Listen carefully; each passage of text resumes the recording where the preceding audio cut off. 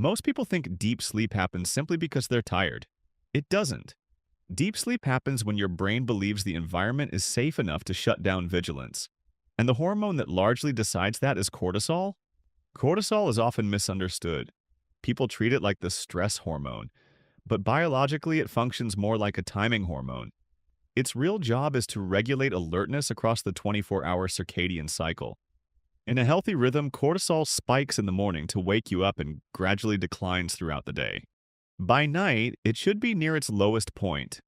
That drop is what allows the brain to enter deep sleep. When cortisol stays elevated at night, the brain interprets the environment as potentially unsafe. So, it delays deep sleep.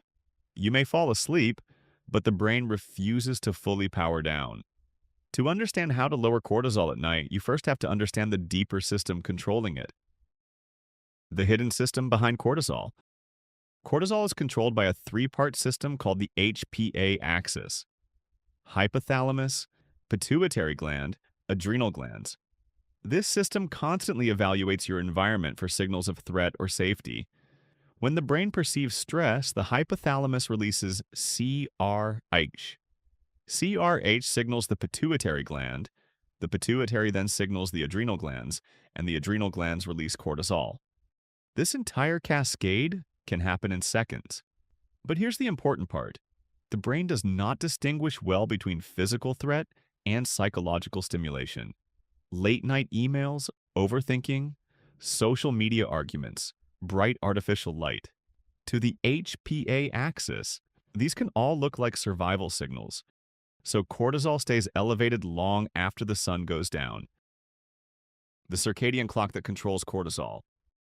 Your cortisol rhythm is synchronized by a structure in the brain called the suprachiasmatic nucleus.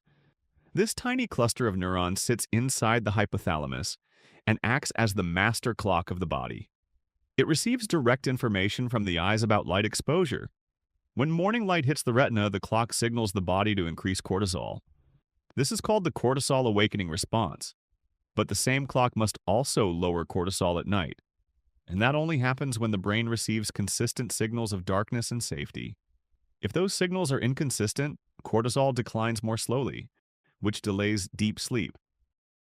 Why deep sleep requires low cortisol? Deep sleep occurs during slow-wave sleep. In this stage, the brain produces large, synchronized delta waves. Neural activity slows dramatically. Metabolic waste is cleared from brain tissue. Growth hormone is released. Memory networks reorganize. But slow-wave sleep requires the brain to disengage from threat monitoring, and cortisol directly interferes with that process. High cortisol keeps the brain's locus coeruleus active. The locus coeruleus releases norepinephrine, which maintains alertness.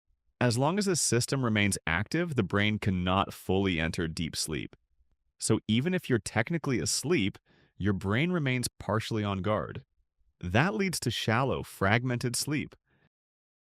The three major triggers of nighttime cortisol. Most people unknowingly elevate cortisol late at night through three systems: light, cognition, and temperature. Each of these systems feeds information into the brain about whether it's safe to power down. The light signal.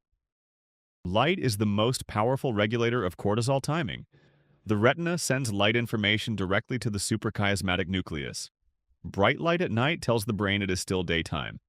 When that happens, cortisol decline slows and melatonin release is delayed. Even moderate indoor lighting can influence this process. But screens are particularly powerful because they emit concentrated blue wavelengths. These wavelengths strongly activate the circadian clock. Reducing bright light 2 hours before sleep helps the brain accelerate its nighttime cortisol decline. This isn't about perfection, it's about sending a consistent darkness signal. The cognitive signal? Your brain constantly tracks unfinished problems. When something feels unresolved, the prefrontal cortex continues running predictive simulations.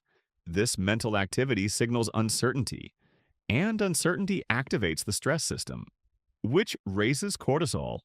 That's why many people feel physically tired but mentally wired. The brain is still trying to solve something. Externalizing these thoughts helps close that loop. Writing down worries, plans, or next day tasks tells the brain the problem has been stored safely. The prefrontal cortex can finally disengage, and cortisol drops. The temperature signal.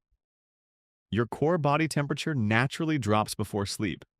This cooling process is a major signal that activates deep sleep. But if the body remains too warm, the brain interprets the environment as daytime. Cortisol decline slows, and deep sleep is delayed. Warm showers or baths can paradoxically help. Heat causes blood vessels to dilate.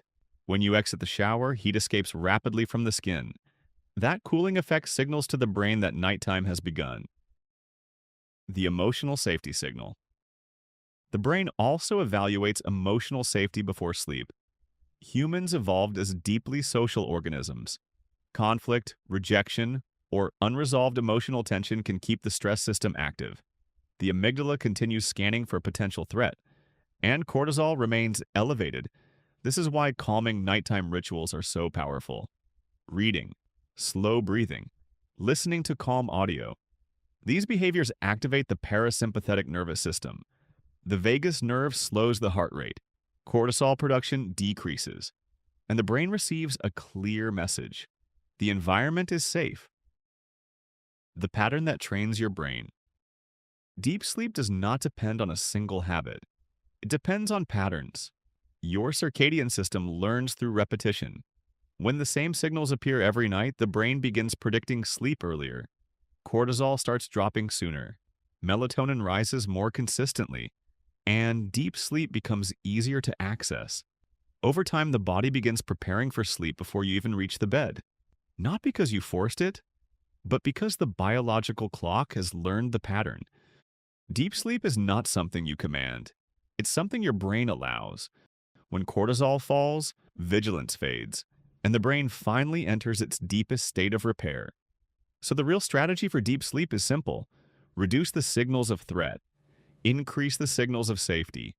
When your brain believes the night is safe, it will do what it evolved to do. Shut down vigilance and enter deep restorative sleep.